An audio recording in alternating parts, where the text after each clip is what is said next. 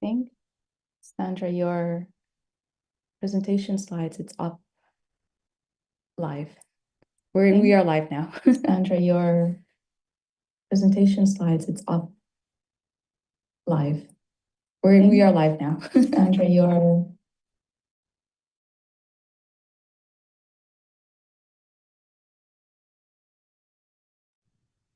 Am I again to go straight in? Sorry? I'm just seeing your face. I'm not seeing hold on.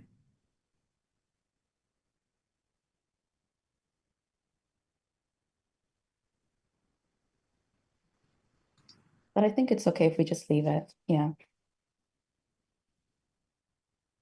But I will start. Good afternoon, good morning, and good evening to all of you who are joining us today online, and welcome to On-Site Gallery's virtual panel titled Connecting Shared Experience Through Time and Memory with our wonderful panelists, Sandra Brewster, Shabnam Ghazi, Siham Salah, and Esri Monseri. I would like to thank our ASL interpreters, Denise and Christy,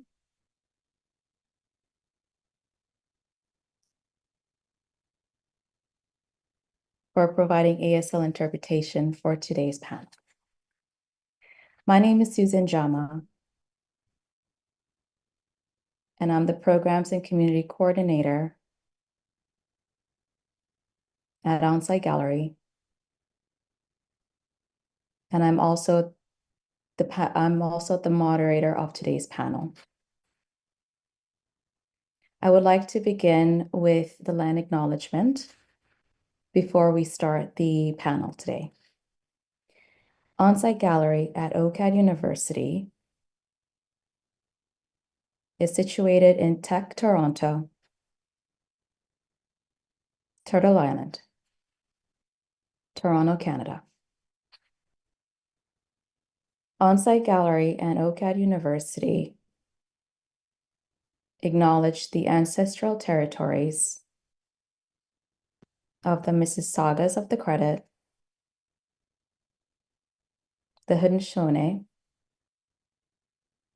the Nishbek, and the Wendat, who are the original owners and custodians of the land on which we work, stand, and create in. We also acknowledge all treaty peoples, including those who came here as settlers, as migrants, either in this generation or in generations past, and those of us who came here involuntarily, particularly those brought to these lands as a result of the transatlantic slave trade and slavery.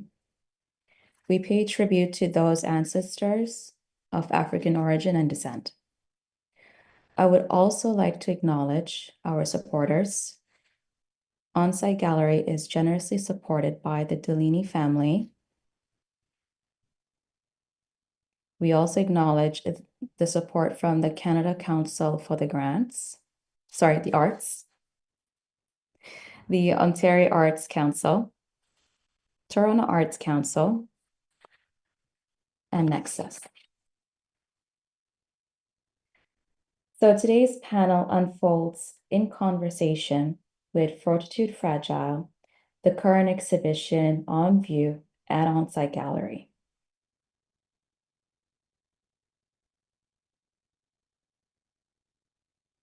Curated by Magda Gonzalez Mora. The exhibition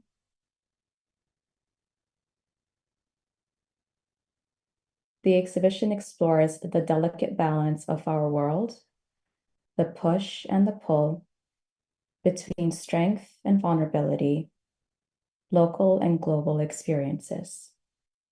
Through their works, the featured artists navigate themes of memory, identity, representation, and migration, each bringing their own perspective into the exhibition.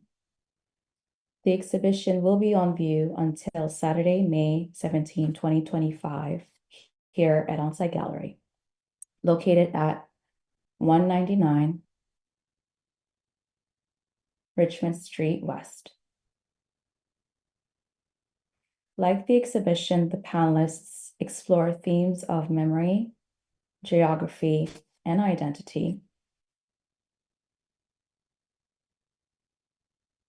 as they reveal the subtle ways in how time acts as both a bridge and a boundary in shaping or reshaping cultural, familial histories, and how artistic practices can serve as archives of lived experience.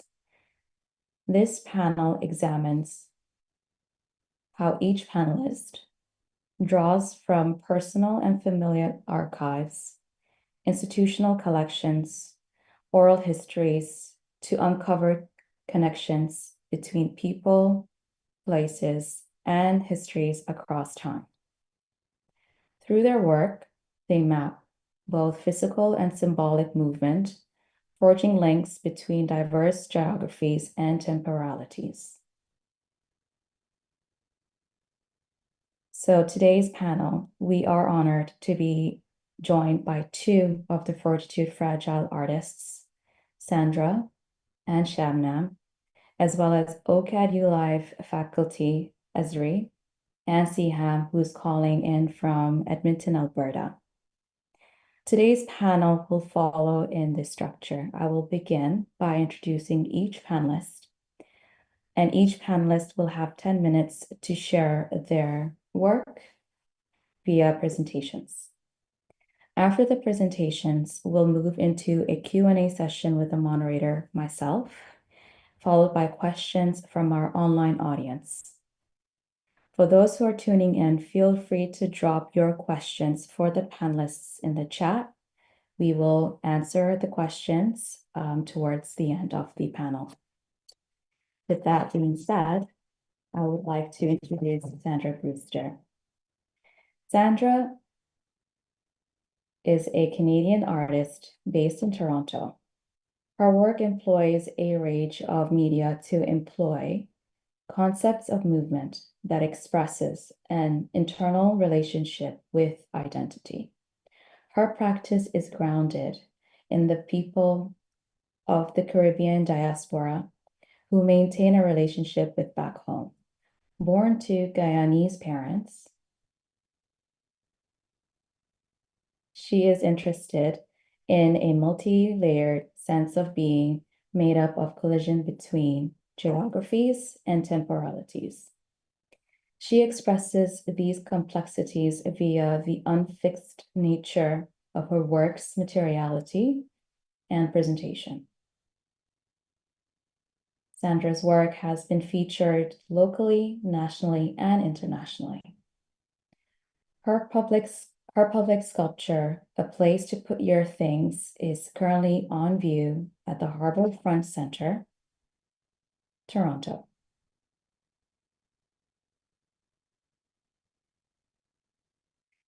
Sandra is the 2024 recipient of the Paul Du Hewick and Norman Walford Career Achievement Award. So without further ado, I would like to pass the floor to Sandra. Thank you, Sandra.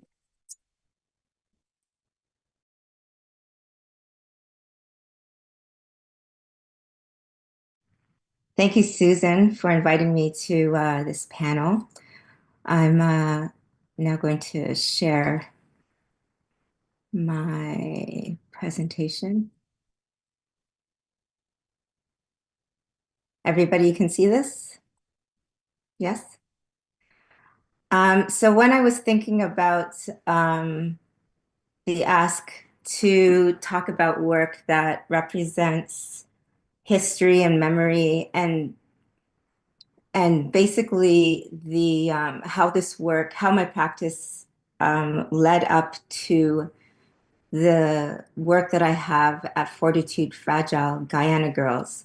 I started to think of the work that I used to do, say, 20 years ago. I wanted to see how everything fell in line with these themes and how this thread is seen throughout my practice. So I picked images that represent earlier work, like the Smiths. This series called The Smiths it's a series of Afro-headed characters with the Smith section of the phone book collaged in the faces. I was thinking about the composition of these pieces, as well as how time and memory is embedded in this series. When I look at the phone book does not exist anymore, and so it is part of um, another kind of memory that many people have. And there are people who are on this earth who have never engaged in a Western phone book before. The Afro head, I relate to movements, civil rights movements, also this symbol that identifies a certain community, and it is also embedded in power and community, unity, and yeah, these movements that engage in this idea of a presence. I use these Smiths. They were really small blocks of wood I would paint on and collage on, and I started to incorporate them into these grids. Some of them were just large panels of the grids of these Smiths, um, which I wanted to bring forth this idea of accumulation. There are many of us. The grid, as in the symbol that represents something that moves beyond. There is more to be seen other than what you can just see within the panel that I'm presenting. And then I started to incorporate people into these grids. The Smiths are not only representing who we are, but they're also mocking this idea of a monolithic Black community, that individuals within communities are the same. This was a response to my frustrations around misrepresentations of Black folks within the media. And so I would incorporate these ideas in different representations, visual representations. So the Smiths were one of them. When I started to bring in the image of people, it was to create some kind of juxtaposition, I guess, of the real representation of folks and then this mocking of this false idea. These pieces I called From Life. This is another piece called White Out. It's called Entitled White Out.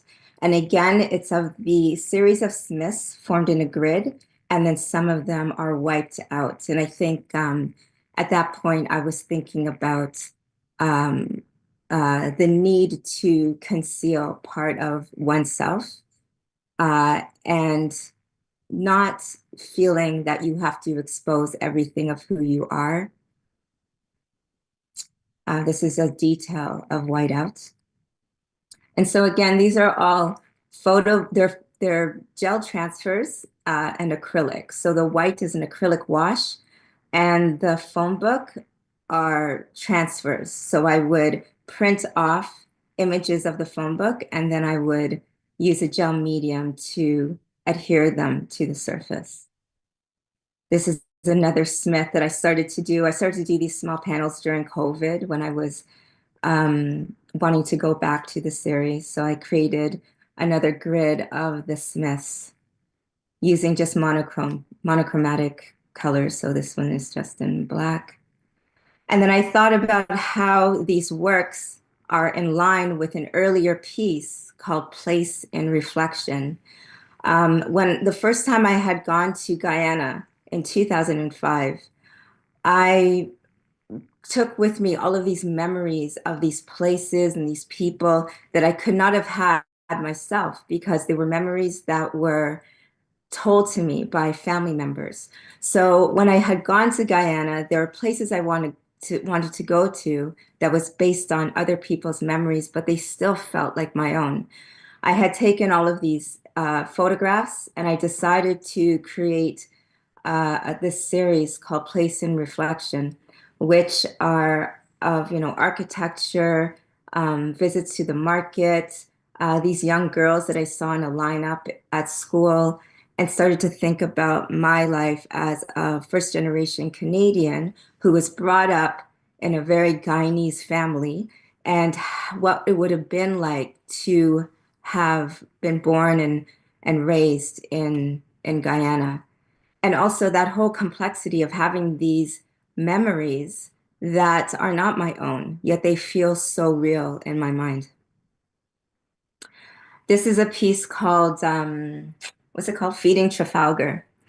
It's an image of my mother when early on, when she first had arrived in Canada, she had decided to take a trip to England and to this place where a lot of people know of, Trafalgar Square. I think memory, history, all of these things are all embedded into this image, not only through the surface quality of the work, but also in that the pigeons in Trafalgar Square are not there anymore. When you go there, there's no more pigeons there. But it is still a memory that people hold when they think about Trafalgar Square. Also, I think about this time of when my mother decided to travel to England. She left my sister, and me with my father, and it was probably her second opportunity to fly somewhere after moving from Guyana to Toronto. So I just think about the freedom that she must have felt in being able to go elsewhere and to discover another place and how pigeons, the birds, kind of resonate with that idea. These are works called a part of my last exhibition at Oka Corporate Gallery. It's called Lullaby of Birdland. And these are works that were done, photo-based gel transfers in acrylic. There are different images of people from different parts of the world, I guess. These ones are from San Antonio, Texas, when I did a residency there, Guyana, as well as Toronto and England, which are the ones with the orange pieces are from England. So here I'm just looking at people walking in the streets, thinking about how they take up space, how they are part of the landscape, and just being interested in their how they stand and how they pose or and thinking about the compositions I can create using their images. This piece was also in Lullaby of Birdlands. I think it's called Seawall. I can't remember. I think I called Walking Seawall. And it references the seawall of Guyana. While I was there on my last trip with my sister, we walked a good length of the seawall. And I wanted to do this because the seawall was always talked about as a place where people would congregate, lovers would meet, and it's just a potent place for storytelling. And I wanted to take this image. I had this opportunity when I was doing a residency to depict the seawall in a kind of a sculptural form. And on the surfaces, there are transferred images of the surface of the actual seawall, as well as paintings and drawings of vegetation from Guyana. This is a detail of it. I started to use also gold, metallic gold, thinking about, gold as being a natural element in Guyana and how a lot of us young kids, we would receive gold bangles from our mothers. And so it's kind of a tradition that we would receive these gold bangles. And also, there's this idea of listening to your mother coming near because she has the gold bangles on her arms. You can hear them clank together. So I think all of this work, all of these ways of thinking, these ideas of Guyana, these ideas of these memories of Guyana that are not my memories, but still my memories, um, these ideas around composition, presentation, presence, the surface quality of the work that I try to express through the gel transfers, the photo-based gel transfers. They accumulate within these works, Guyana Girls. I think that here, when they're looking at you, they are asking, they're bringing forth their presence, but also they're challenging your gaze. And yeah, I think that's it. Thank you. Thank you, Sandra. Sandra, your images of the works of the young schoolgirls, it actually, and I think I also did tell you this in person, it reminds me of myself when I was when I attended school. I wasn't born and raised in Canada. I was born and raised in Abu Dhabi. Mhm. So during that time, literally from kindergarten up until grade 4, I was wearing uniforms. And the uniform that the schoolgirls are wearing in your images is exactly what we were wearing. So Mhm. the very first time I've laid eyes on your work, I was like, it just brought me back to That's those great. days where I was like wearing uniform. And you are right about the phone books being obsolete and now it's like a thing of the past. But it is something that does live in the memory of those who do remember seeing it, feeling it, working with it for some time, right? So nostalgia. Yes, yes. I find that many times if I'm doing a work, I'm finding these things afterwards. That idea of, nostalgia, but like in an important way. These objects, these ideas that resonate with us that we don't want to let go. And yeah, I think, in this world of social media and everything's digital, there's some fond memories of the phone book or, analog ways, right? Yep. Yes, I agree. I think when I first came to Canada, it was kind of like my first time seeing a phone book too. Mm. It was fun. To look through as a child, right? And then at some point it became sort of obsolete. Hmm. Um, but yeah, it's serious it's nostalgia. Thank you so much for presenting. And I will move on to Shabnam. Shabnam, an artist born and raised in Tehran, Iran, was shaped by a rich cultural tapestry that infuses her work with depth and nuance. Currently based in Toronto, her artistic journey spans continents and decades, reflecting a unique blend of Eastern and Western influences. During the 1990s, she completed several apprenticeships in painting, sculpture, and ceramics with Iranian masters in Tehran. She has exhibited extensively in Iranian galleries and museums and graduated with a Bachelor of Fine Arts from New York University in 2009. Shabnam's work transcends borders, having been exhibited in esteemed galleries across Iran, the United States,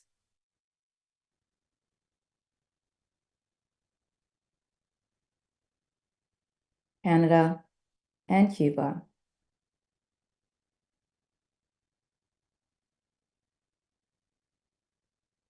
and are collected in private and public collections.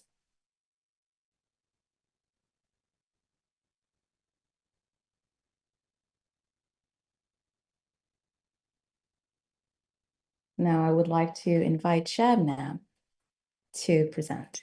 Thank you, Shabnam.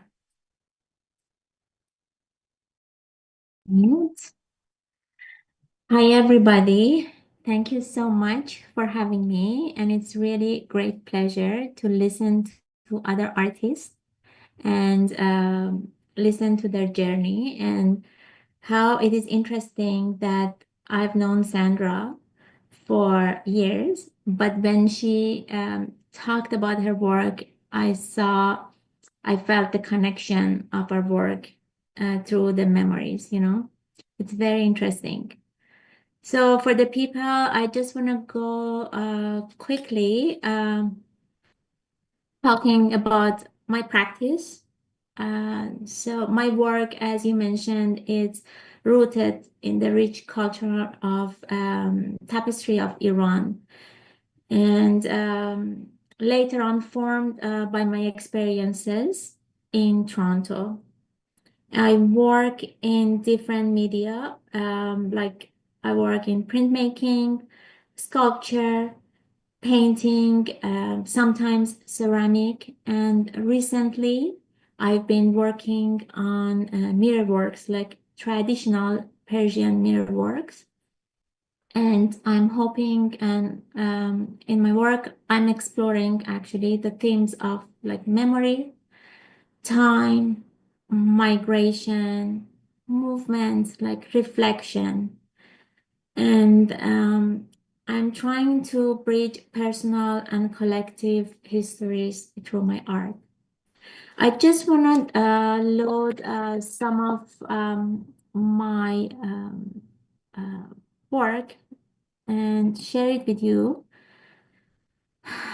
to talk about how everything came together and how everything started for me for this series of work. I'm going to start with the story that created, like, it helped me to create these pieces. When I moved to Canada, after a while, I noticed that I am losing the essence and the feeling of the memories that I had back in Iran or during my childhood. And it was funny because in some of the events, like my mom and myself, we are talking about the same events, but she had totally different outcome, remembering different things, and I would different remembering different things. And then it was very like daunting for me, and I decided that I really, if I want to keep those memories, I need to preserve them. And I was trying to, the best way to preserving is like writing, to try to remember things and start writing my memories or like the simple events that happened for me, and it stayed with me. So, and I started writing these memories, and I chose the method of writing, which is like Persian calligraphy. We call it black writing. I chose that because it's very sense of liberation. It's really liberating you, like the way that they write. You can take the piece of paper and you can start writing from any direction on the paper.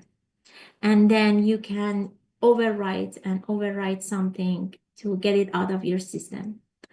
So I'm not a weaver. I've never done crochet before. So I had to come up with the idea to how to do things. So from the basic point of view. But I knew that for weaving, I really need like few things. Like I needed to have yarns. I needed to collect threads. I needed to have like spools to make them like different shapes and colors. So the first thing that I did, I started writing my memories, whatever I remembered.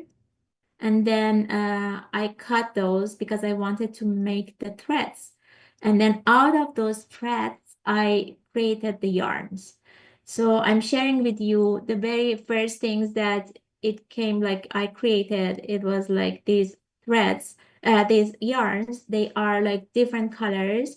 And so I had to create like white threads, black threads, like gray, like different shades of grays. And so I started making these, and let me see. These are the close-up of the images. It's funny enough that they became part of my show, like part of my exhibit. So I created later on like the installation and the sculptural pieces of these things. These are like my superstars, like pieces that they started, and they started this journey for me.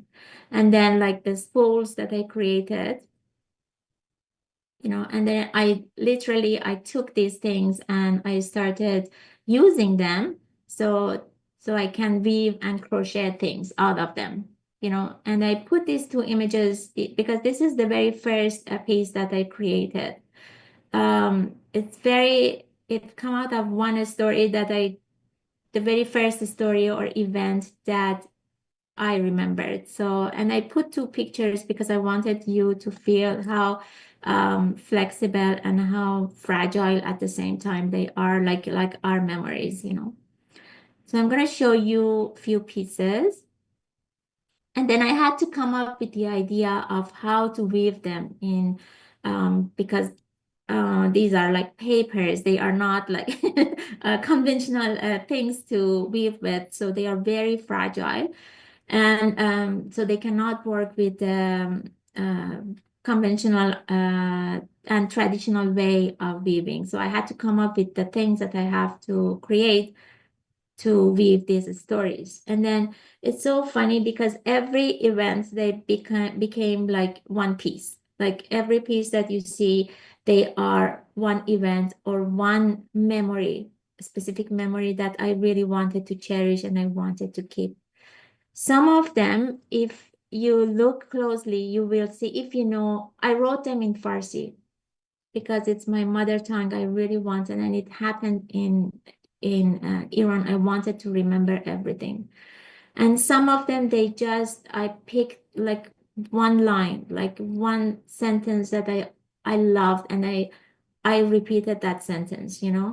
So, but if you know Farsi, you can pick up some words. But the funny thing is, like, you cannot make up the story because I cut them. So it's kind of like there, but it's hidden. It's like my journal.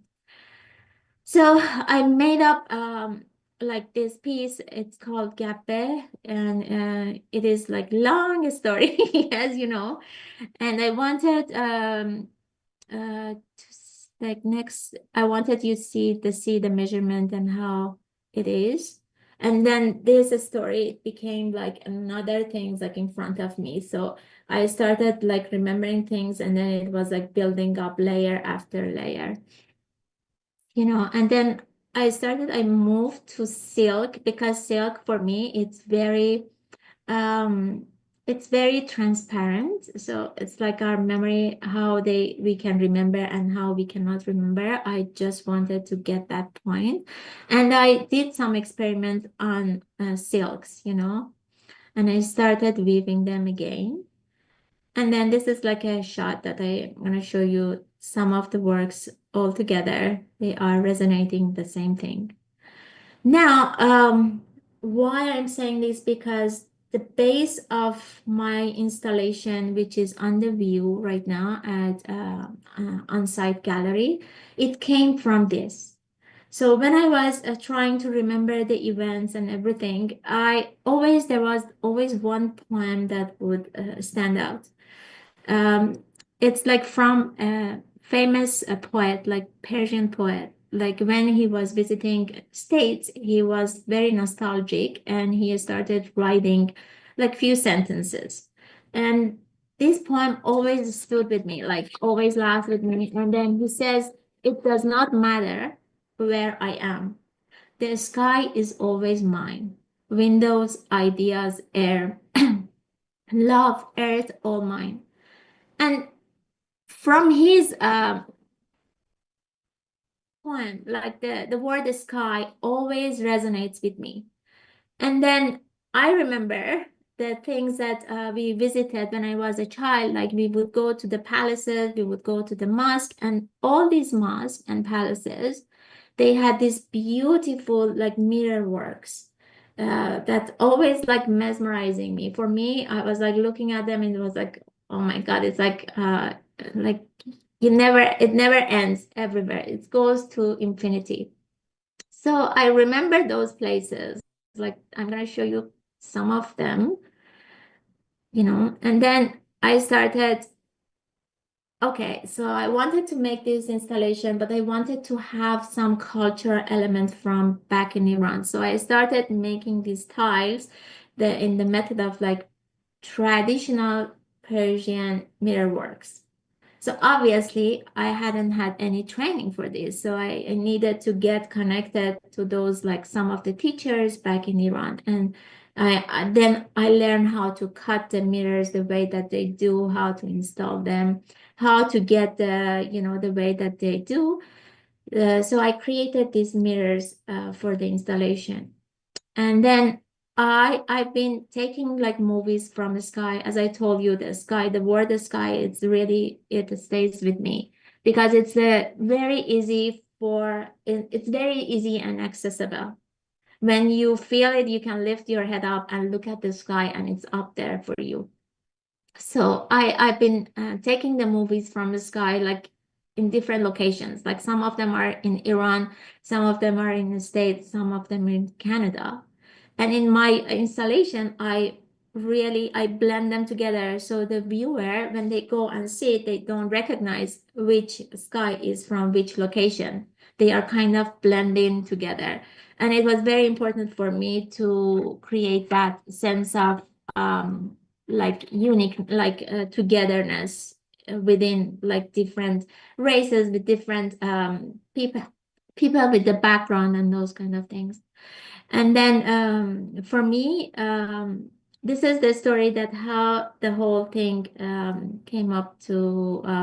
I created actually the idea, and then for me the reflective surfaces. I wanted the viewer to actively be engaged, like engage and see themselves uh, as part of artwork. And at the same time, mirrors, uh, they really carry heavy weight, like culturally, they are like the symbol of purity, and reflection, self-reflection, those kind of things. And that's it, I guess. These are the things that it prompted me to create this art, and hopefully I was kind of successful creating that. Let me go to it, I guess. Thank you, Shabnam. Such a beautiful work that you've created, not just here at Onsite Gallery, but the work that you've done. At first, when I saw like the written component of your works, I was like, is that Arabic? And then you said it's in Farsi. I was like, okay, different language. But I did see it, but I was wondering how long did it take you to do the writing? Like it looks like it's been handwritten.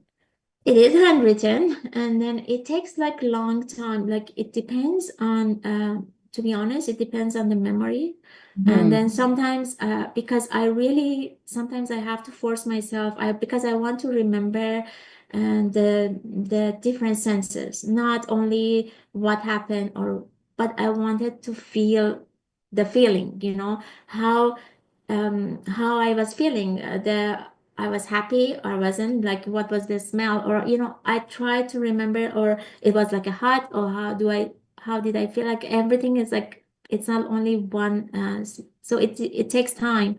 And it's so funny because you think that you remember things, but after a while when you revisit things, so many things is like different. Yes. And yeah, so it takes time to write them. Yes. That makes sense. And the mosques and any place where there was glass or at least mirrors, that must have been Yes, really a sight to see if and when the sun hits. Like exactly. that must. It's like beautiful because I visited them when I was a child, right? Mhm. Like so, and it's so funny because I try to remember, to the sense of what was happening when I was there because it's so magical, like you see. And I said, like it gives you the sense of infinity that it never ends, like because you see yourself everywhere and you see others everywhere and you see other things, and it happens to be like in the some of the pictures are from the palaces, and actually it's open to the public. They can go and visit. And then some of them are inside the mosques, like beautiful, very beautiful. Very. I'm just imagining. Thank you so much, Shabna, for Thank you. the beautiful presentation that you have given us. So I'm gonna stop sharing. Thank you. Next, I would like to introduce our next panelist, Siham. Siham is a self-taught landscape artist based in Edmonton, specializing in water mixable oil colors and gouache. I hope I said that right.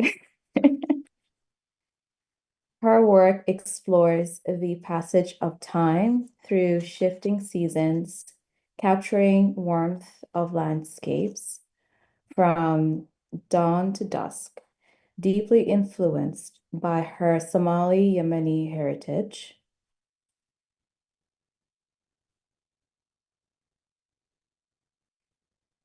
Alberta upbringing and background in computer sciences, Siham brings a unique perspective to her art.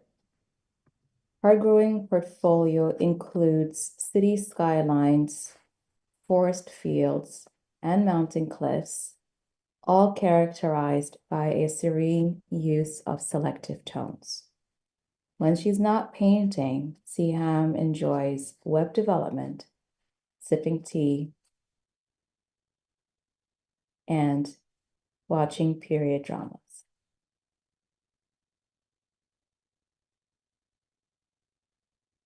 Siham, the floor is yours. Thank you. Thank you for the introduction, and thank you for including me in this panel today. I'm very honored to be here. Can you see my screen? Yeah? Okay, great. So I'm a gouache painter and I love painting landscapes. That's one of the things I love doing. I have a video prepared, but just kind of generally who I am. My name is Siham. I live in Edmonton, Alberta, and I come from Somali Yemeni background. I did an exhibit recently in Minnesota with the Small House, and it was called Between Sands and Snow. And I mentioned this in throughout my video. So yeah, that's a little bit about me. I'm just gonna quickly switch my screen sharing to the other screen.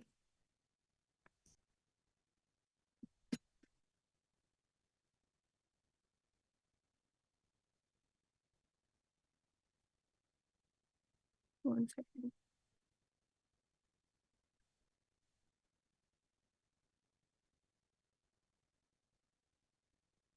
With sound. Okay, there you go. Yeah, and so I created this video specifically for today's presentation, so enjoy. Hello, my name is Siham and I am a landscape artist.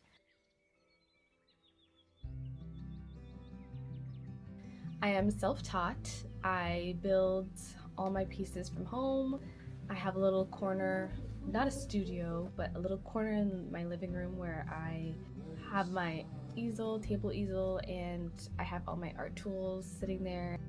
My favorite tool to use currently is gouache paint. I love using gouache. Gouache is a very beautiful medium. It's in the middle of watercolors and acrylic. It can be very opaque like watercolors, it can be mixed with water, and it could be used to layer on with other colors, but similar to acrylics. Very vibrant, very easy tool to use. I love using gouache. Most of my mediums when I first started were also in gouache, so that's fun. I've always loved painting and being creative younger and taking art classes and involved in that sense. But what happened was I used to work a lot and somehow I just kind of lost it along the way, especially going through uni, going through school, finding a career, etc.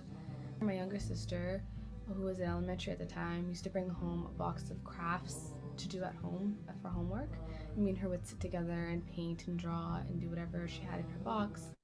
And then eventually I really enjoyed doing it and found that it was really relaxing and calming. And I went to Rent Michaels, bought my own set of brushes in a notebook.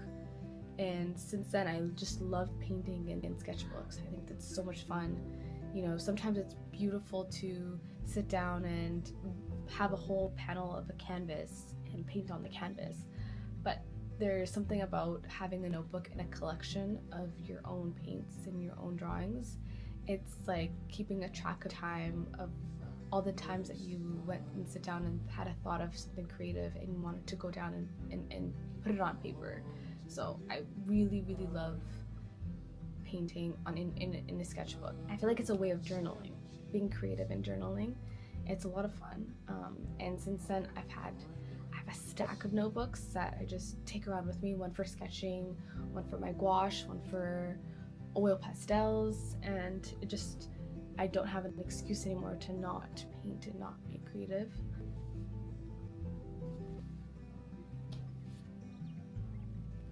I love painting in my sketchbooks. It's probably my favorite thing because they're so tiny and I filled so many up as well that they're just so fun to look back on. And I think that with the concept of time and how that's incorporated in people's art, one of my favorite things is to look back on the exact date and the exact time when I created a piece. It's like a piece of me of that exact moment, a capture frame of who I was in that moment.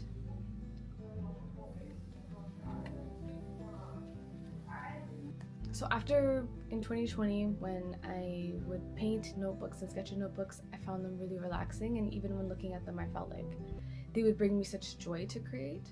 So I created a social media account and started posting online. One of my favorite things to do is to shoot process videos. So I would have an idea that I want to paint, and I would sit down and record myself from beginning to end.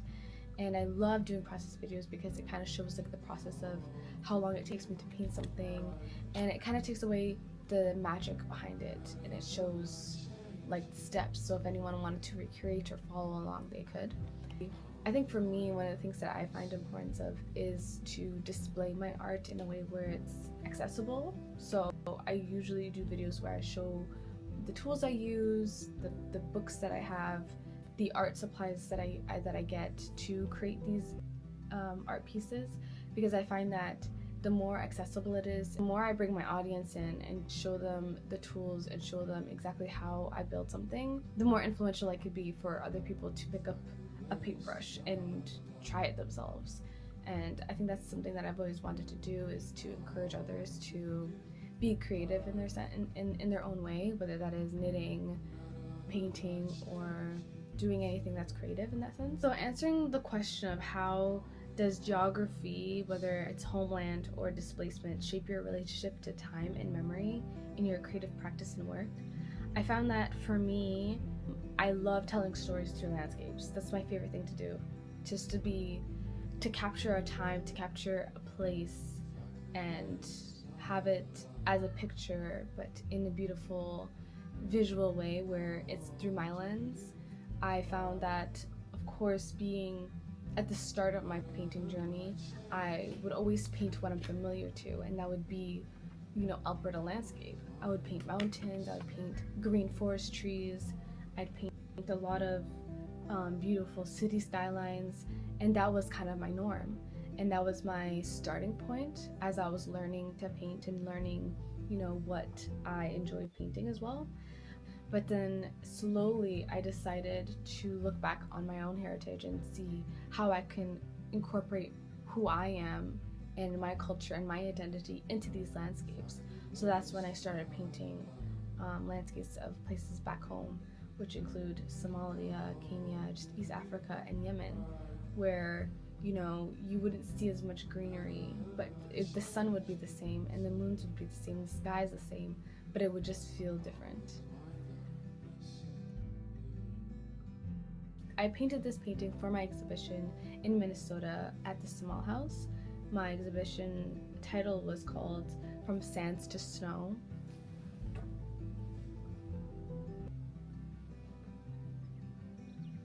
Which is a very representation of who I am and the two worlds that I was merging.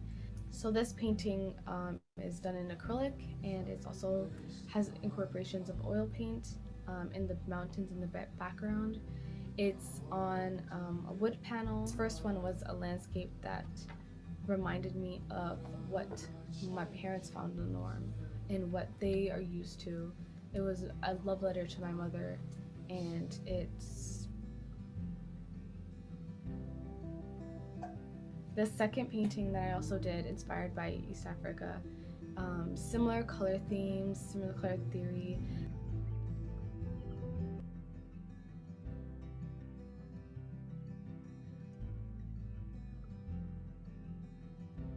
The orange is very beautiful depiction of a lot of the photos that my mom has of Somalia and Kenya. Within Sands and Snow, I created the second piece, which shows the city life.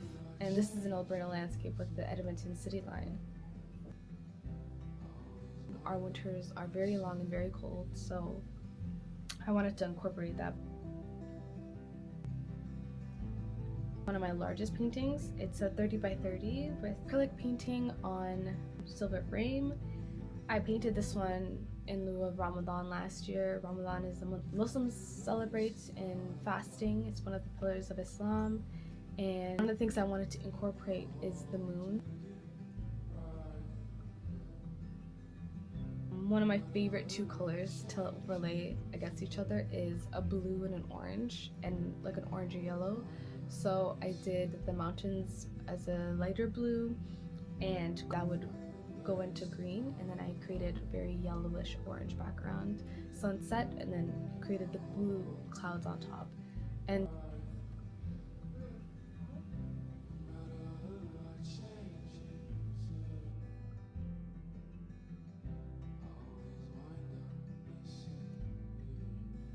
one of the things that I feel like for me, I definitely wanted to incorporate more in looking in the future as well, is to paint more from my own experiences and to paint more from my own identity. It's just like a reminder for myself all the time that I shouldn't be afraid to show myself and who I am and what I believe in into my art unapologetically, because who else would do that for me, you know what I mean? And it's unique in that sense. I hope that you enjoyed this video to see the type of art that I love making.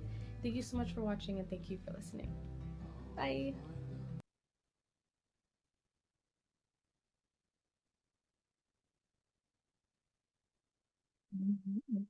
Switch quickly back to the other.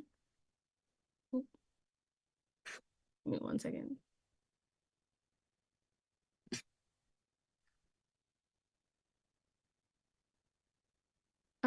So yeah, that was essentially my presentation. Going back to, yeah, so I mentioned I have a social media account I mostly post. It's called Turtles Can Paint. And on there, I created the account originally when I first started painting, just to share my art. And the name comes from when I was younger. I was always, I liked the term turtles, and I was given that name as well. So it was kind of like, oh, guys, look, turtles can't paint in that sense. So that's like where the name came from. And yeah, and I think that's it for me. I'll pass it over to Suzanne. Thank you, Diham. That was a beautiful video that you put together. Um, as you were showcasing the paint work that you have done, whether it is of Somalia or if it's here in Canada, it reminds me as well from back home, because I am Somali just as well, though from the northern side, Somaliland, right? So the trees that's in your painting, the mosques, the sun, setting, even though we are all under the same sky, I always feel like there is a nostalgic memory associated with that. So each time that you were presenting each painting, I'm like, okay, now I'm back here in Canada, or I'm back in Somaliland, or I'm back here in Canada. So it was beautiful to see the work that you have done, and congrats on the exhibition that you have showcased in Minnesota. Well, it was here in Canada, right? But it was with the partnership with the Yeah. Somal. But yeah, it was in Minnesota, and we're bringing it back. We're bringing it to Edmonton shortly this year. I think in beginning of May. So I'll be exhibiting in Edmonton as well, the same pieces. So that's fun.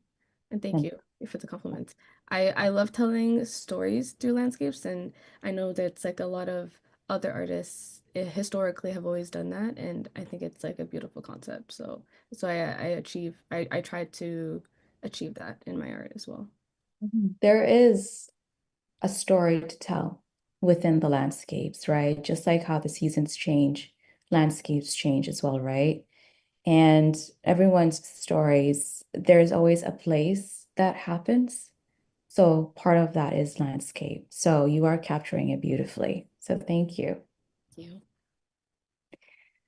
Next up, our last panelist to present is Ezra. Azri is a Haitian-born video artist and filmmaker.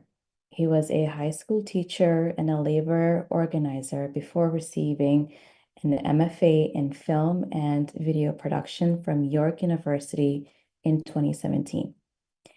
He draws from personal and collective memory, official archives, vernacular records, and the everyday to generate a reading of our society from its margins.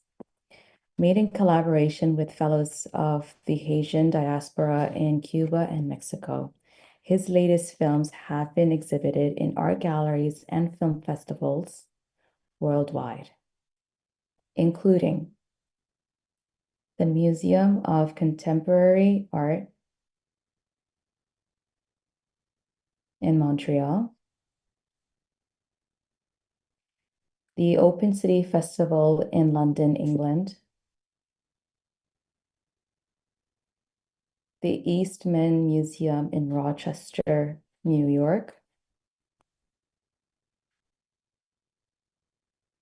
and the Art Gallery of Ontario.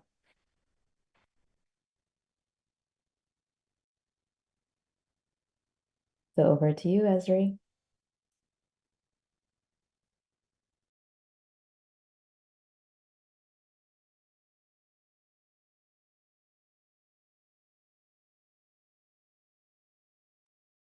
Okay, I just needed to find how to unmute myself. Now that's done. Um, Good afternoon, everyone. Thank you, Susan, for the introduction and for the invitation to participate in this panel. Hello, everyone, my fellow panelists. Now, I have some notes because I have to read a little bit so that I don't, go over time. But I would like to take the time to pay an homage to Frank Etienne.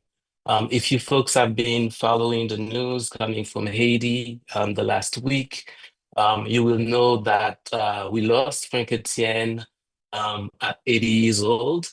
Frank Etienne was a monumental artist in Haiti. He was a poet, a dramaturge, a novelist, a visual artist. People described him as a figure that was larger than life. He was very prolific. Frank Etienne also co-founded the movement Spiralism, which is a literary and artistic movement He co-founded with Jean-Claude Fignolet and René Philotet in the 1960s in Haiti.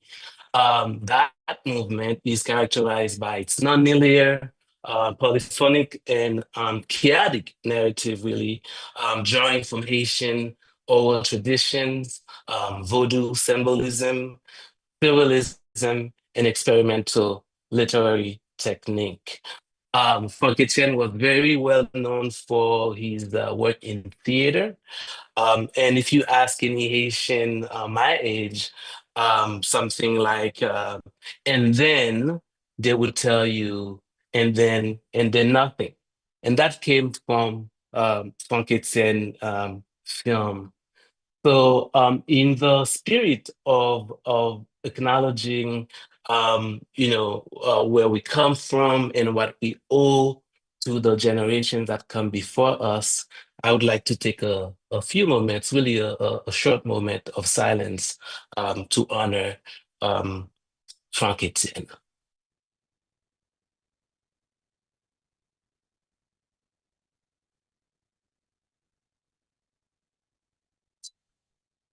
All right. So my contribution today, for my contribution today, I will take you um, into a little trip, like Sandra would say, a little trip to Montreal, where I had the privilege of having a solo exhibition, which ran from last September to January this year. The exhibition was titled Shoe Black. It was curated by Julia Elias Smith, and it was at the Leonard and Bina Ellen Art Gallery at Concordia University. I thought I would take you, on a tour of the show because I think today's topic um, is perfectly aligned with the ideas that run through the show that Julia and I put together last fall.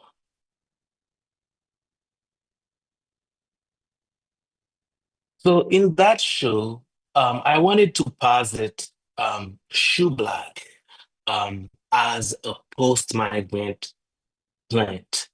I mean, what is shoe black? It's not shoe, black.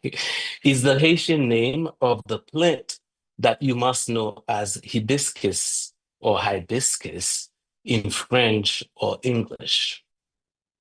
With the title Shoe Black, as I said earlier, I wanted to posit the hibiscus as a post-migrant plant. What does that mean?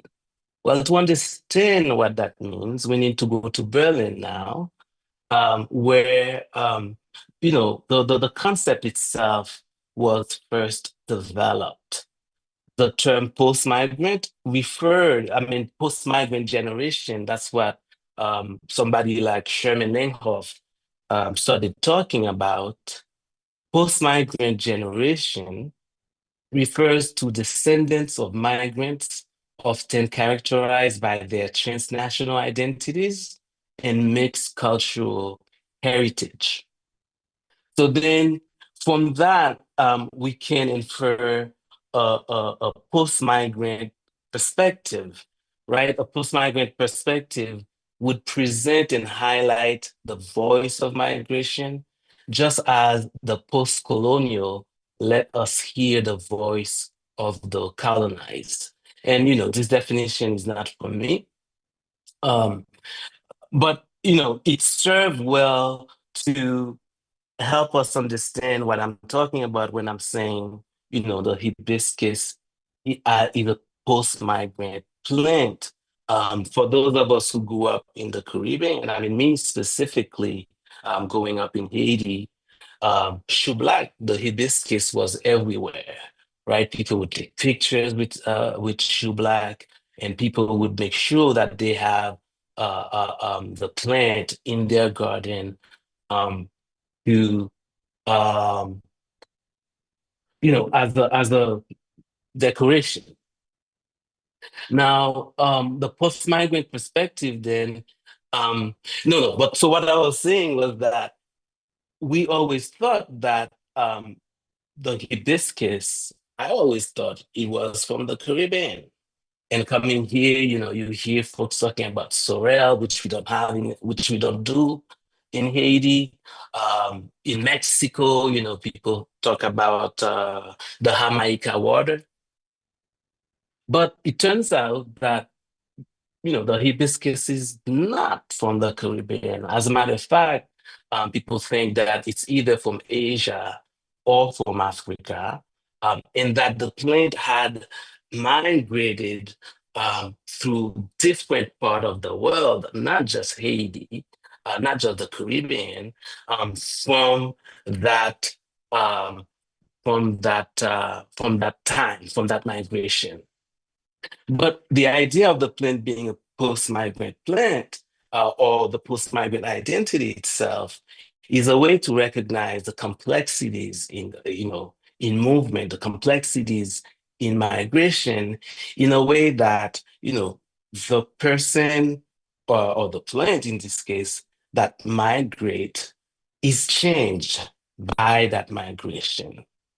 But at the same time, um, we, us and the plant, we also change that environment we find ourselves now. So then nobody really think about the hibiscus being from Asia or from Africa. When you're in the Caribbean, the hibiscus belong in the environment of the Caribbean, although it's not from there. All right, so that was to understand a little bit about why I was saying the hibiscus shoe black is a post-migrant plant. Now, the work itself that you are looking at is a light box that was made from a phytogram that was created with the hibiscus. So that work started in Haiti. So I took you to Montreal, Germany. Now we're going to Haiti, where I started the work. So what happened is that imprints of the hibiscus petals, leaves, and pistils unveil the plant delicate anatomy like it's an X-ray, as you see in the picture before. I created these phytograms by immersing sections of the plant in a solution of vitamin C and washing soda before placing them on unexposed 35 film. So this is not motion picture film, it's a still film. The ensuing chemical reaction then between the film emulsion combined with light exposure imprints the hibiscus directly onto the celluloid, making the plant both the subject and medium, as well as a driving force behind these images that were created without a camera. Now, let's go back to Montreal. Now, depends on the day you went to Montreal, that you may have seen this. But we're not going to linger too much on these folks. Now, if you go to the first room, you would see this work that I created in Tijuana, Mexico, with a few migrant friends. You would see this work also that was created in Tijuana, Mexico. In this room, you would have seen actually this work. I just like this picture. That's why I put it there, with me and Gary and Bonell. So that's the work we are looking at. That's the work you would see the show in that particular room. But the room that I really want to take you to for a minute is this one. This one, July and I called it a garden. And the idea was, to populate the space with, a lot of images. And when I was thinking about that, really, I was thinking about the route that some of the folks you see in the previous films took, right? In that route, they went through a jungle. I might be going too fast for the interpreters. I'm so sorry. Right. So in that route, they went through a jungle, the Darien Gap, and they were telling me that people who were ahead would put a little fabric, right? Would put a little fabric on a tree, on the branch of a tree, to indicate the route to the folks left behind. So in that gallery, in that garden, then um, I have many works. Some of them have been seen in Toronto before, some of them have not. But the work in the background is the work that I wanted to talk to you about because that work is called The Marks Remember. And in the marks, remember, I draw a parallel between marks left on the film by the hand developing process, and marks inscribed by life on human experience.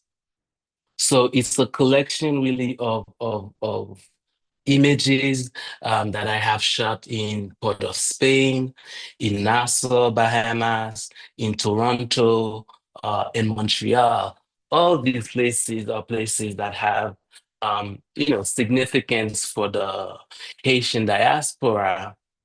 And the piece itself juxtaposes action related to sugarcane cultivation that is marked by a long history of colonial violence and exploitation in Haiti, as some of you might know.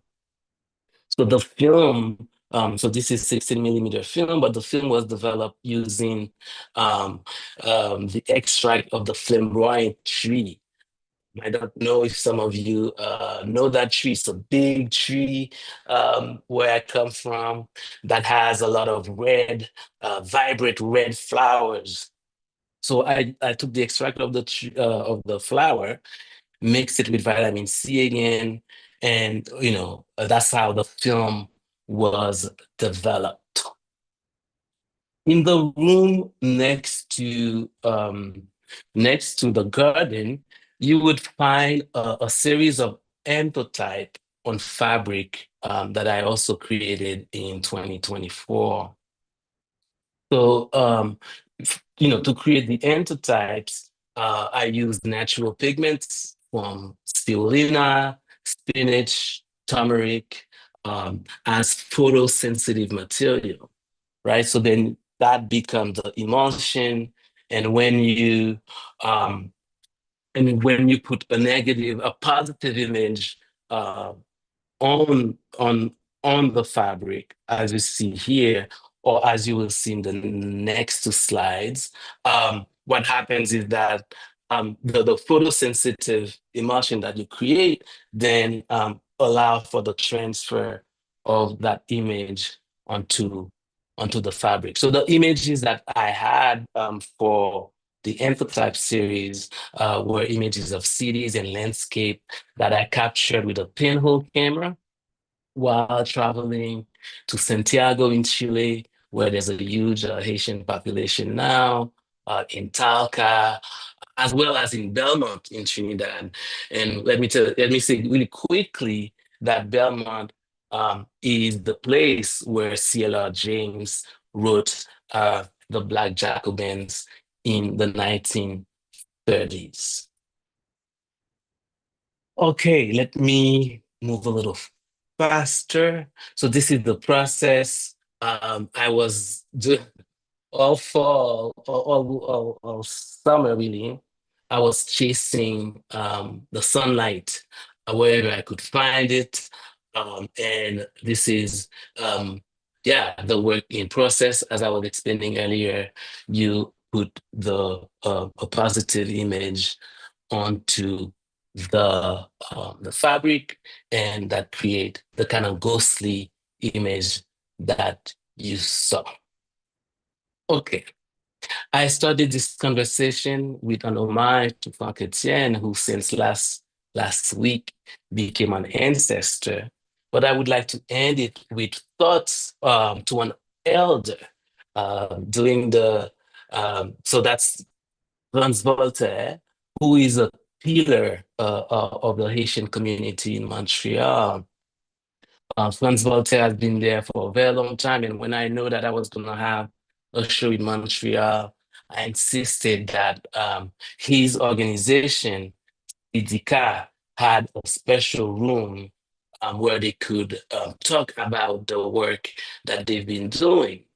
But Franz Voltaire, in his very kind of selfless way, ask that the room be dedicated to another group of Haitian migrant who came to Montreal in the 60s.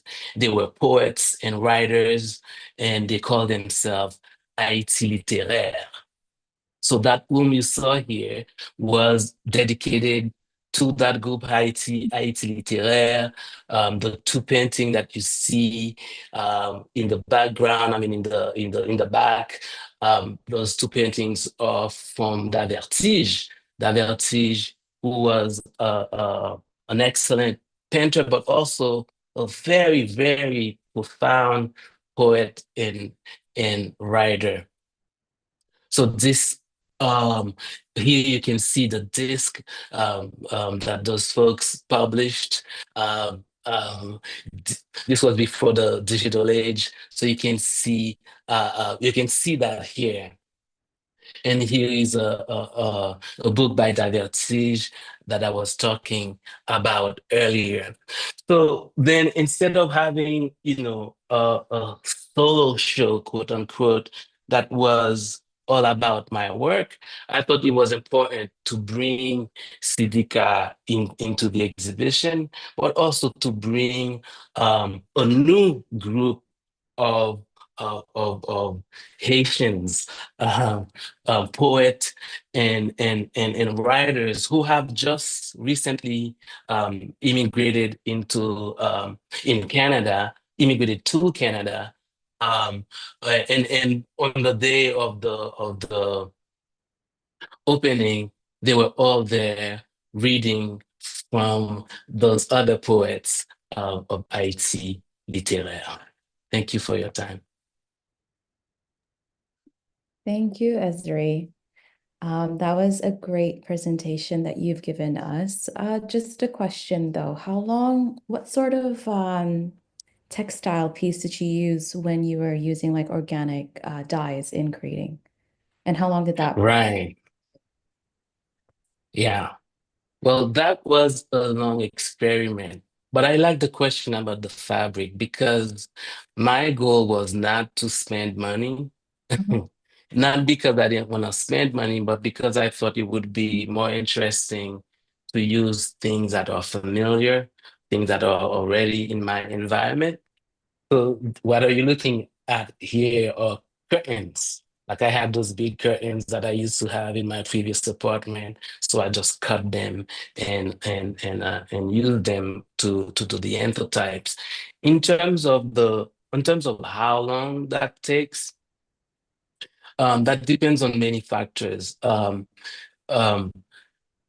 Spinach, for example, dries faster than turmeric, right? So you have that, but you also have the season in the year, right? So if you're trying to do it now, forget it. That's something that would take you, I don't know, many, many, many months, right? In the winter. But in the summer, they would go faster. And obviously it depends on whether, you have a winter at all. Like if I do them in Haiti, I'm sure Yeah. they would be quick faster, way And faster. course. And then I also liked when you were talking about the plant hibiscus, how it's like it could be originating from Asia or Africa, but it is found in different parts of the world itself. There is, I feel like there's a link between, like plants that originated from one space, but then there are variations in different spaces, right? Because that does speak to human migration as well. And the Right, diaspora, where we are transplanted in different places across the world. right. Then always thinking about like, back home for some of us who do have back homes, right? Yeah. So it was interesting to listen to that. And it did make me remember an artist who we've worked with in the past, where she also used plants, but really to speak to her family migration story. Right, right, right. No, I mean it's true that the hibiscus is all over the world. I mean, it is. I believe it is the national flower of Haiti, but it is also the national flower uh, in Malaysia, Oh. right? And that is the interesting thing to me. The interesting thing is that here is this plant that everybody think is their own, Mhm. right? Yeah. Everybody think it's their own, but in reality, I mean, yes, it is their own. That's the first thing. It is their own, but the plant also has a history that did not start where we are, Yes. right? And I like the fact that you're saying transplanted, but the thing about that transplantation is that, or that transplanting, is that the plant is transformed, right? So we have varieties in the Caribbean that we don't have in Asia or Africa, right? So the plant has transformed, but the plant has also transformed the ecology in which it has been transplanted. And that's exactly what happened, I think, with migration. Folks who came here, in Toronto, obviously we are transformed by the reality of this North American city, but Mhm. you better be sure that we made this city, right? You better be sure that we are in every single aspect, in every little walls. And I did that. I don't know. Maybe we'll come back to that because I don't want to go on and on about that. Not a problem, but thank you so much for the presentation. So I am going to invite all of the panelists to join us now for the Q&A session.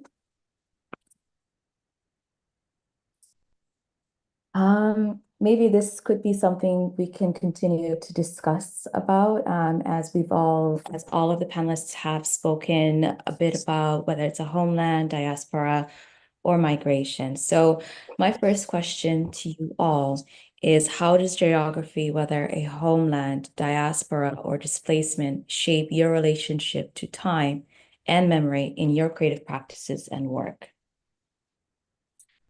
I think Sandra is drinking soda. Are you, You Sandra? have to outreach like that. So you start. I need you to to ask the question again, please. So, how does geography, whether a homeland, diaspora, or displacement, shape your relationship to time and memory in your creative practices and work? Oh, wow. I think it's similar to what Azri was speaking about at the end there when um, we talk about my parents, when they came here, they came to Toronto in the late 60s, early 70s. And they brought with them all their learning, their lived realities. They brought them here to Toronto. And it it causes like a change in who they are, yet at the same time they become there's something about their identity that transforms into a new identity, but it is compiled of the the past, the present, and this is because they're looking to a future. I always refer to Dionne Brand's quote when she says, they become full of ourselves, who we were, who we are, and who we will become. And when I think about that quote, I think about the series Blur that I create, where I ask people to move in front of the camera. Then I transfer these images onto other surfaces. And because of the process of the transfer, some areas are a bit fractured and such that can refer to the past. However, these are contemporary images of people within these pieces. Yeah, I just think that there's a mashup of geographies and time that happens within my practice that tells the story of a movement from one place to another place. And I think that's how I see, yeah, how I see geography and time, how they resonate through the work. Thank you, Sandra.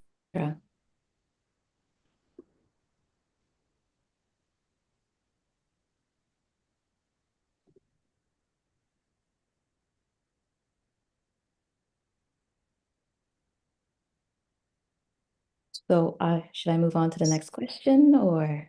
But I just wanted to add something. For me, it's always it's very fascinating that how between like living between two cultures, it's always like made me aware of how geography influence identity, and how memories of home evolve, and shift depending on where we stand. And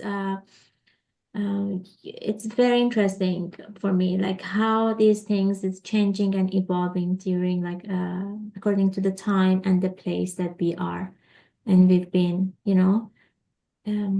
yeah, that's what I wanted to add. That is very true. Yeah. I mean, I don't know if Siham wanted to say something since I just spoke, but if you, yeah, go ahead, Siham. Oh, I was gonna say you can go ahead. I'll Oh, add, I'll add after you. yeah. I mean, the question of geography and time, I think, is interesting, um, especially in the context of what I was talking about, the context of a post-migrant generation or a post-migrant perspective, or generally post-migrant societies. Um, I won't take too long, but the idea of home is something I think we also have to kind of challenge, right? Like I have, obviously, Haiti is where I was born. Haiti is my home, but I think I have the right to call Toronto in Canada as much as my home, right? Mhm. And as a matter Mhm. of fact, um, when I go to Long Island, New York, where all my aunts and uncles and cousins are, I feel at home, right? So Mhm. then Mhm. that idea that I can be limited, and each time I'm talking about home, I'm talking about that one place. I think it's Mhm. something that we should challenge, and in a post-migrant perspective, that's exactly what we are saying. We are saying the world belongs to all of us, right? We are saying the world belongs to all of us, and that we have always been moving around. That's two. The third thing that we are saying is that, well, this place itself is very much marked by the movement of people, right? Marked by migration, whether it's internal or external. I mean, if you look at the people here in Toronto, how many, even if they were born in Canada, but how many of them were born in Toronto? right? So then the place itself, there's always movement happening. It's only when certain group of people are moving, that's when it becomes a crisis. Yeah. That was very nicely said. I think to kind of give like an example to that, I remember when my mom came to Canada, she had me and my younger sister, and she came from Somalia, and I remember her saying in the beginning, she felt like home was always where her mom was and her family was back home. But then now, because we're in Edmonton and she has grandchildren and she has a community, this has become her home, and this has become and she has like a past home and a present home. So it's kind of like similar to time and geography in that sense. But yeah, I really liked what you said, Ezra, about the how like the world is our home and we shouldn't it shouldn't be like, oh, your ethnicity is from this place or you're from this place and that is your home. It's like where you decide and you define where home is. So that's yeah.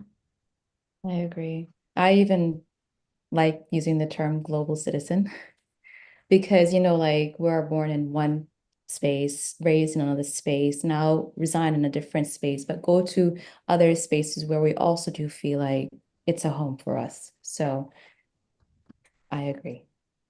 Can Um, I just say something? I just think it's interesting that we continually talk about this concept of home and where we belong. I think that the way of the worlds continue to infuse these concerns all the time.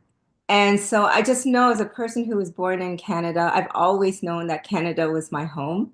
Yeah, mhm. that's my place. And then also, I felt special that I also have grasp on this other home in Guyana, even before I even visited there. So I've always known that I was Canadian and I'm also Guyanese. My mother would be like, "You are not Guyanese, you're Canadian." But it didn't matter to me because I knew how I was brought up and what surrounded me. And also, the people that surrounded me were also folks who were born in Canada or they had come to Canada at a young age. And they also had these grasps on other places. And it just makes you feel fuller, right? So it's just, yeah, I just don't want us to be, I don't know, to be qualifying, our existence. Like what I try to do in my work as well is to express a being. It's who are we presently? How do we engage in our current surroundings? And of course, history would affect that. Of course, um, concerns or circumstances, politics, all of these things would affect that. So I think that the conversation around home and belonging and all that, it's just more complex and it's we I just anyway, I don't know what I'm saying, or maybe I know what I'm saying, but it's just about not qualifying like, your existence, but being, just being. And so what we do in our work, we're expressing our experiences, our culture, all of these things. But it is not, I'm hoping, in response to or resisting. It is an expression of being Mhm. to a Yeah. certain extent. I still have to think about that. Thank you, Sandra. Um, I feel like we do have time for like two more questions, because I also would like to give our online audiences an opportunity to ask you all questions too. Um, what challenges do you face in translating personal, archival, geographical, or ancestral memory into a tangible, visual, auditory, or performative language?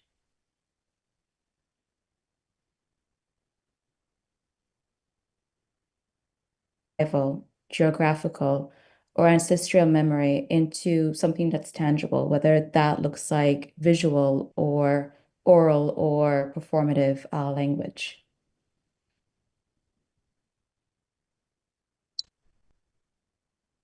So maybe I can start. Like one of the biggest challenges in my work is translating something as intangible as memory into a visual or sensory experience, you know? And memory is so fluid, and then often like it's fragmented, you know, and deeply personal for me. So that is one of the challenges, you know. And then I try to work with this Persian technique, like mirror works, to kind of like materialize these ideas, you know, because the reflection, the reflected like surfaces, it's kind of like creating the shifting like perspective, you know, just like our memories, depending on how we revisit them.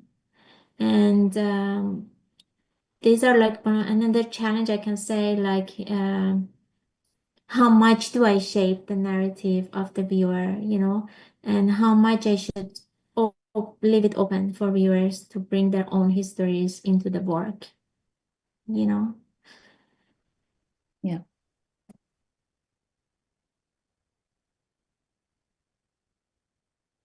Well, in the interest of time, I think I should say something. I mean, the challenges I think for me, and maybe that's too much information, but I am actually rethinking a lot of the things that I have been doing in the sense that, when you work with the archive, when you work with the everyday, um, you may get a sense of duty, a sense of responsibility toward, I mean, not you may, you should have a sense of responsibility towards the people you are portraying, toward, the situation that you are portraying. And I'm choosing my words because, there's always that idea, that I do documentary, which I don't think I do. But if you think that's what I do, then there's always that question of representation and how am I representing people positively, as if, A, that was my job. I don't think that's my job. But B, as if, these people had to be models. You know what I'm saying? So I think that's something that I'm dealing with currently in saying, well, what exactly am I doing? And how do what are my responsibilities in what am I doing? And the question of representation, I'm also trying to um, to think that through. I know this is very coded. I cannot say more, but in a way, yes, that's what I've been thinking about is, when you're working with people, when you are translating experiences that are not just yours, right? They are your experience too, but they are not just yours. Then what are the sort of responsibilities you have towards the other folks who share those experiences with you? And I guess I can build it off a bit from you, Isri. Like prior to On-Site Gallery, I used to work with a virtual museum where we've used to collect many oral histories from various people who are from Toronto, but it was about their migration stories. So they may not necessarily have the experience working in the arts field or in the museum itself, but for us, it was a major, our responsibility, it was how can we make sure when we are translating and presenting their stories, how can we do that in a way that is a level of a high, like how do we engage in like the highest level of collaboration, right? So Right. the tactics that we have, well, not sorry, not tactics, but like one of the working strategies that we did wanted to incorporate in our working lives and professional practices is engaging in a high level of reciprocity. by asking, these amazing storytellers, do you want to read through the work that we have put together? Does everything sound good to you? The language itself, the quotes, the audio pieces, is it all okay? And if so, we would like to go on to publishing it onto the website. So I understand, like, how can we translate people's experiences in a way that is like really respectable, and respecting their stories, their experiences, and translating that in a way that, comes out where they are happy with the work and where you also feel happy with the work itself. So I understand. I hope I made sense. One thing I wanted to add too, I think for me, I found that one thing I did struggle with, especially when I was starting my painting journey, was things that I was taking as like what I was like being influenced by. And one of the things that made me realize that was when me and my mom, we would go through like photos that she had when she lived back home, and she lived in Kenya for a bit. So she would show me all these like beautiful landscape photos of Kenya and how that looks, and I was absolutely drawn to them. And then I realized like, wow, like I never really went back and looked at photos of landscape other than what I'm used to in Alberta and like in kind of like in the West and stuff. Even though that is part of who I am and part of my identity as well, I found that I want to also open my landscapes to be influenced by other parts and other cultures, especially the cultures that I come from. And I think that's like something that I'm always being aware of now, and making sure that I pay attention to see, especially I guess nowadays with social media, you have like apps like Pinterest where you can go on and see a variety of beautiful paintings and landscapes and stuff.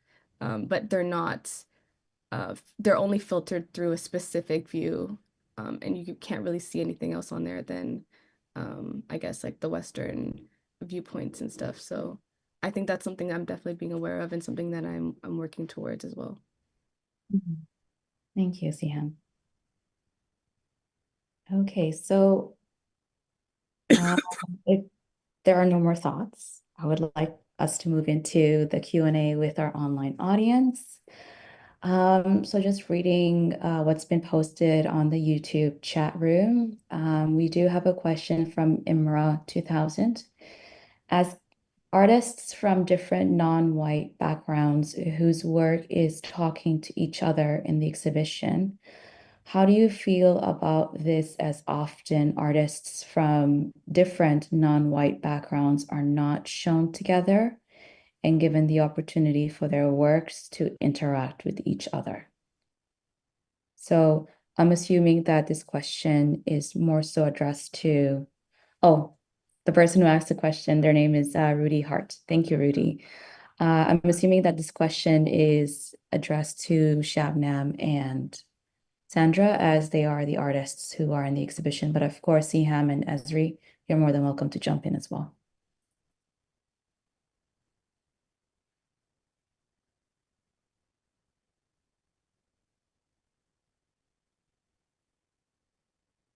Okay, I think that the exhibition that Magda put together was to bring artists who she's worked with from the past, who are friends of hers as well, and whose work she feels um, resonates with ideas of movement, future, hope, response to um, concerns of the concerns that Black folks, Indigenous folks, folks of color, folks who align themselves with these folks, what we are concerned about in the world. And I'm not totally understanding the question, but that's why I'm going from it in this kind of direction of trying to explain what I understand her exhibition was about and why these artists were brought together.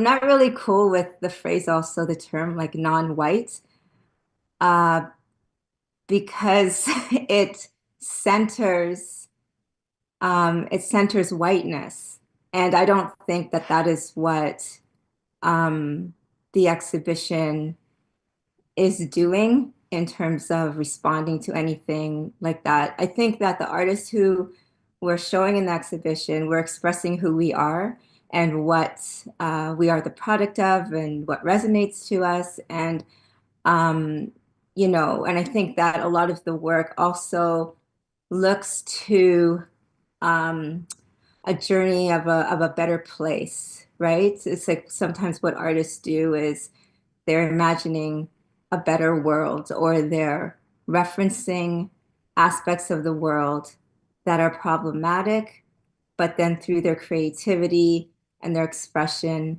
they're suggesting something anew or a closer examination of um, I don't, a sort of closer examination so that we can think differently about things. So that's how I'm answering the question. I don't know. I think that was really good. And then But the main part of the exhibition, as Sandra said, I don't think that Magda intentionally like picked like according to the race of the artist. She picked the artist that she worked before according to the idea that she wanted to represent, and then she wanted to represent about hope and making something, maybe something it's not um, translate beautiful, but turning it to be something more beautiful and hopeful. Like in midst of everything is so everything is so not hopeful when you look at like the news and then everything like the history like around us. When we look at it, nothing looks like very hopeful, but she wanted to bring the artwork that they resonates with hope and being like looking at something like beautiful. Like I think that was her. Hopefully, I added something to what you Yeah. answered. No, I thank you. know, I just want to add something about the work that I put in. It's not simply an image of these young girls. It's not solely around, this memory or their history, or even just a depiction of these young girls. In there, I had chosen with this piece um, to take from an image that has a lot of black in it. Like the uniforms are very stark black, and I had glossed over it to possibly refer to um, this, within the last few years, there have been these oil discoveries that are happening in Guyana. And so it brings these thoughts around what is the future of the country. These young girls who are in school uniforms, there's an intentional action to have them think about their future because they're in school uniforms, they're going to school, they're being educated. There's also gold in there too. That is another element of Guyana. So this is when I talk about this closer examination. I think in Shabnam's piece as well, she explained very well this closer examination to these architectures and such, and how it's connected to her, if I must talk to her, how's it connected to her background, who she is. And so I think that, that's what a lot of the artists in the exhibition were doing. Thank you both. Just to paraphrase, I think they understand. It's just, I suppose, they often haven't seen different artists' work showcased in one space. So I encourage you to come to On-Site Gallery and check out our exhibitions. We have a second question. They have written, I'm curious about how having the experience of multiple cultures and geographies, which by listening to your presentations, show the ability to have a broader big picture perspective helps us all to see the world differently. More broadly, I guess this isn't a question, but an observation of the importance of this broadening perspective as much as of our current politics and leadership promote a narrowing of perspective and nationalism. It's from Lisa. Thank you, Lisa. But I do have one last question for you all. And we are all excited about to hear what's next for you each, like what's coming up. And if you can like give us a bit of a sneak peek or tell us a little bit about it.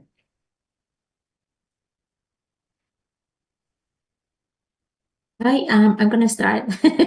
So I am working on my new series that they are still connected to what I presented specifically in on-site gallery and they're coming from my previous work as well, so they are very connected. But again, they are the theme is like memory and home. Oh my God, it's going to be interesting with the everything that we talked about. And so it's going to be the solo show at Olga Korper, and I'm super excited for that. So I'm creating like new works and see how they're gonna end up and how it's gonna look like. Very excited for that. Well, congrats. Thank And let you. us know when the opening dates are. Of course, of course. Because we're in this situation, oh, sorry, love. No, go ahead. Go ahead. I'm going to be doing a talk at OCAD University in their auditorium on Tuesday, March 4th, for the Art and Change program that they annually run. And so, yeah, I can't remember what time that is. I think 6 o'clock. And so that would be nice. I'm also soon, well, currently I'm in Los Angeles because I'm in an exhibition at LACMA, and which I'm really happy about. It's a group exhibition where they've installed one of my blur pieces, and the exhibition is called Imagining Black Diasporas. Yeah, and there's other things coming up. Well, we're excited for the talk coming up next week. The auditorium at OCAD University, it's located at 100 McCall, and it's the main auditorium 190, I believe. If not, it's online. Check on what do you call OCAD University's social media platforms. So for me, I have an exhibit happening here in Edmonton in May. I think it's May 3rd. It's bringing in the exhibit that I did last year with the Samal House. So it's titled With Sands and Snow. So that's exciting. I'll be showing the pieces similar to the ones I had in the video in that exhibit and adding some new pieces as well. And then also like on a daily thing that I'm doing, I started a mailing club where every month I have a theme and I paint based on that theme, and then I make a print of that with a sticker and I mail it to anyone who subscribes to it, and it's kind of like every month. So yeah, so that's been keeping me busy with painting every month, and yeah, so that's what I'm doing now. Exciting. Excited for your exhibition opening. Thank you. So for me, what's happening right after this is that I have to go back and teach because because I was to be in class, but there was a mixed up. I thought anyway. So that's the next thing. Next thing. In 5 minutes, I'm gonna go back to class. And then yeah, I'm editing a whole bunch of stuff. But one of the things that I'm very, very happy about, it's not even proud, it's really happiness, is that one of the person with whom I started doing this in 2010 in Havana. So I went to Havana and met this group of folks, Haitian folk, Cuban Haitian folks. And I made that first film with them that was called Una Sola Sangre. Well, Sylvia, one of them, is going with me to Berlin in the fall for a show. And I'm so excited about that and emotional about that because really this is not about me. I mean, yes, it is about me in a way, but I'm so happy that I will have Sylvia with me there. Sylvia is about, I don't know, 70 years old, and that is going to be her first time in Europe.